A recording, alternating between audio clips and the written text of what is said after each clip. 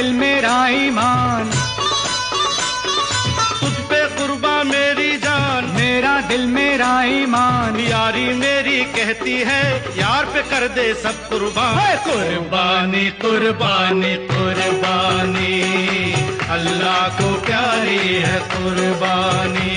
अस्सलामुअलैकुम मेरे मुसलमान भाइयों, खास करके नवी मुंबई वालों, आप लोगों के लिए बहुत खुशखबरी है कि आपने को इस बार कुर्बानी के लिए ना गोवंडी भिवंडी जाने की जरूरत नहीं। आपने को नवी मुंबई खिरने गांव में बकरे मिल जाएंगे, हर एक नस्ल के बकरे अपने पास। खिरना पब्लिक, ये पब्लिक ब्रिज के पास, और इंशाल्लाह कम रेट में मिलेंगे आपको। और एक बार विजिट जरूर करो, हर एक नस्ल के बकरे अपने पास।